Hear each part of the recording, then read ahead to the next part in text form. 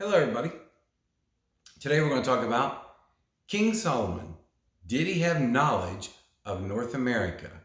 I think this is a really interesting topic. In fact, I would say that if this was presented as a civil case, because in civil law, it's the burden of proof is more than likely. I think there's more than likely enough evidence to show that King Solomon had knowledge of North America.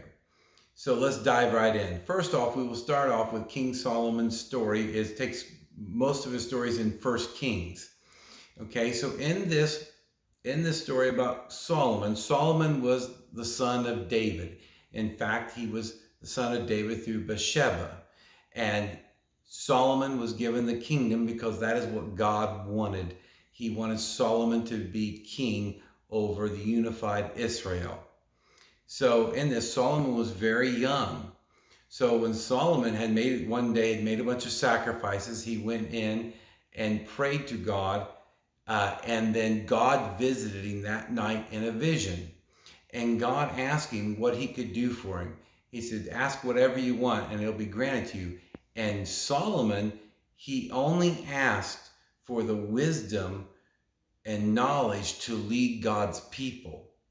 And because of that, God gave him more wisdom than any man at that time or any man would ever have. So we don't know the extent of his wisdom, but it was vast. In fact, God also gave him more wealth than anybody. He was the wealthiest king of Israel and Judah, and the wealthiest king of anybody in that region at that time. And we do not know exactly how wealthy he was, but according to God, it was a vast amount of wealth. So here you have a very wise king who had a lot of resources behind him. Now, with that, with his wisdom, he had knowledge of plants and animals and all kinds of things. And it would be reasonable to assume, if God gave him that wisdom, that he would have knowledge of other continents and other lands. Uh, but that would be an assumption. There's also a little known fact in scripture that goes back during the Tower of Babel. See, in Hebrew genealogies, every Hebrew name has a meaning. And for those people that are Pangeists out there, and I'm not advocating one way or the other, but it is a very interesting fact to note that there was a child born during the split of the Tower of Babel whose name was Peleg.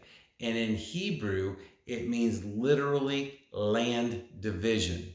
Doesn't mean people divided, it means land division, which is kind of an interesting side note. In either case, he would have been aware of that. So we know that Solomon was very smart and very wise and had a lot of resources behind him. But that would not be so much fact. So let's just set that aside for a minute. And we know that from scripture because we believe the scripture is true. So we'll set that aside. But I'm going to talk about another group of people. There was a group of people, actually there are two groups of people, the Minoans and the Phoenicians. Okay, now these were two seafaring nations. Now the Minoans pretty much were in Crete, but a lot of times the Phoenicians were in there too, because the Crete was a big trade hub. So you had a lot of different cultures coming in there. But the Phoenicians' kingdom was Tyre, was part of the Phoenician empire. So Sidon and Tyre were part of that. Okay, so what we do know about the Phoenicians and the Minoans, they both traveled all over. Okay, and we're going to focus in on the Phoenicians. What's interesting about this, the ships that they built in that time period were actually more seaworthy than the Viking ships that came over to North America in around 1000 AD. Now we know Leif Erikson is about 980 AD came across into North America. So these Minoan and Phoenician ships were actually more seaworthy. These were, I think, about almost a 50-ton wooden vessel. Okay. Additionally, the Phoenicians possessed the navigational star charts of the Babylonians, which were a lot of them, if you remember back in a previous video when I talked about Laban and Jacob's father-in-law, they were moon worshipers. So that whole region, those type of gods, small g gods that they worship, they actually did a lot of looking at the stars and navigating by the stars. So a lot of that knowledge came from them studying the stars all the time. So the Phoenicians possessed Babylonian navigational maps. So if you look at that, the Phoenicians had better technology for navigating the seas than the Vikings did a couple thousand years later. So what's interesting about the Phoenicians, though, is they have been known to travel the world. And in fact,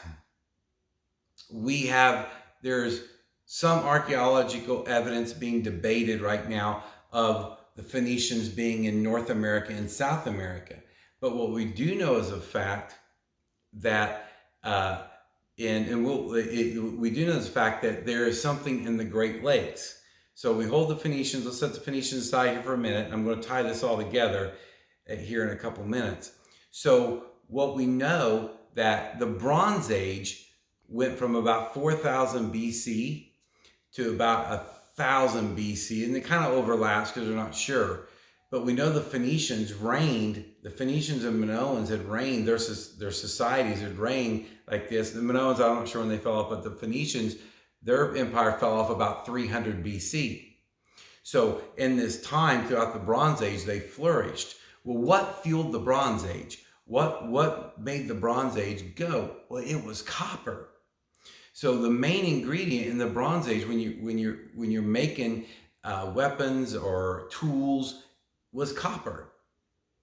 And so when we look at this, there is fact that copper that we found in Europe and in the Middle East and in Africa had a purity level of 99%.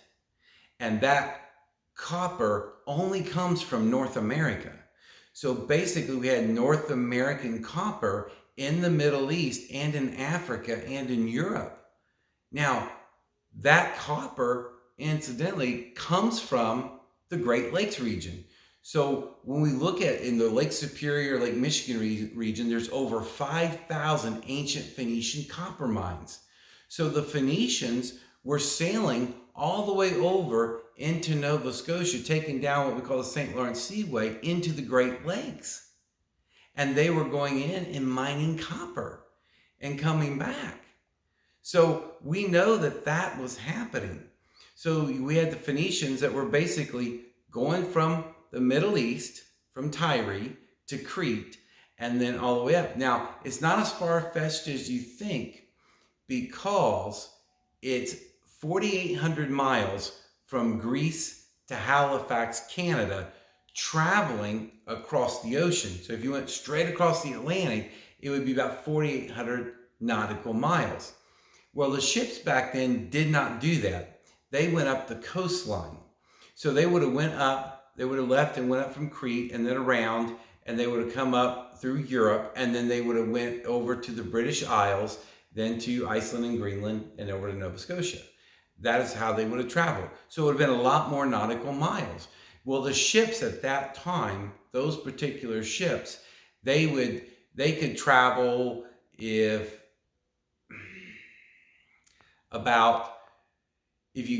they could travel about 338 nautical miles per day. But if you cut that in half because of wind and variations of tide and all that, say if they did about 168 nautical miles per day, if they did that 6 days a week, in 1 month, they would travel 4,300 nautical miles.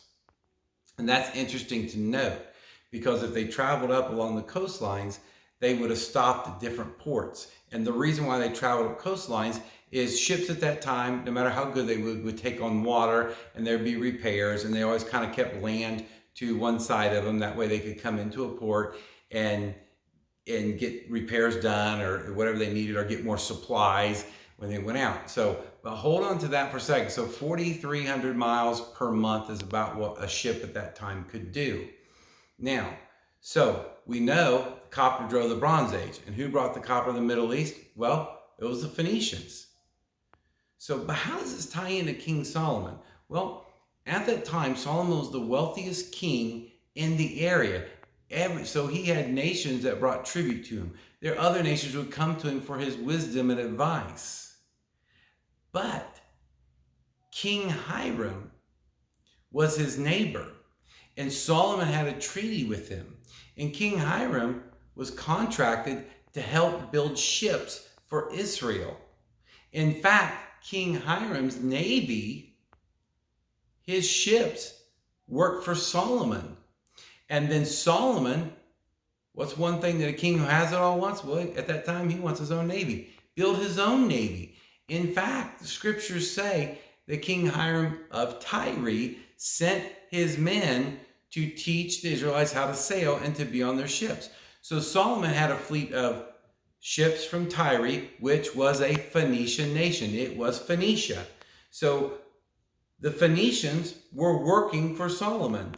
The Phoenicians helped build Israel's ships. The Phoenicians taught Israel how to sail.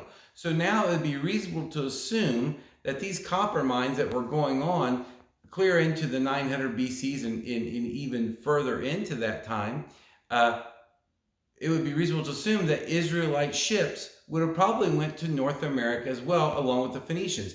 Either way, even if one Israelite ship did not go to North America, King Solomon would have been aware where the supplies were coming from. And if they were mining copper in North America, they were probably trading with the indigenous tribes over there as well and bringing more things to them. So a lot of these things that came into Solomon, so Solomon would more than likely been aware of North America. So we have the Phoenicians, King Hiram of Tyre was Solomon's neighbor, had a treaty with him. King Solomon hired his ships out. And King Solomon had the king of Tyre help build his navy and help train his sailors to sail. Now, what's interesting in King of Tyre's, the Phoenician ships, and the Israelite ships, Solomon sent them out every 3 years. So they basically go on a 3-year journey. This was more than enough time for even a ship at that time to go from the Middle East, Mediterranean Sea, where Israel is, all the way up to Greece, all the way up into Europe, and all the way over into Canada.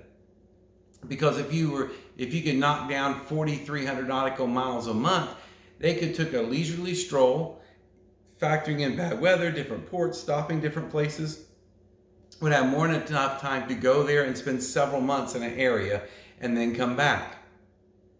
So I would say the evidence is more than likely. Now, here's another interesting fact with this. In Ireland, there were some bones found in 2006. And these bones in Ireland are supposedly the oldest bones known in Ireland. Because it's funny, because it's the Celts and the Danes are always fighting who was the first ones in Ireland, who were the first settlers. Well, these are the oldest known bones in Ireland. They uncovered in 2006. They had the DNA tested. And lo and behold, they are from the Middle Eastern region of Israel.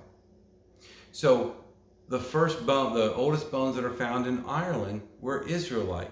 This is proof that the Israelites had been in the UK islands. They had been in Ireland. So it's very interesting with this, and I think it's a very interesting point of view. But as we go further, I've got a lot more to go over about this, but I find it interesting because it ties into a lot of things, how the Bible and even into our world history tie together. So anyway, I hope you enjoyed the video. If you liked it, hit like, smash subscribe, share it, and we'll be back with some more.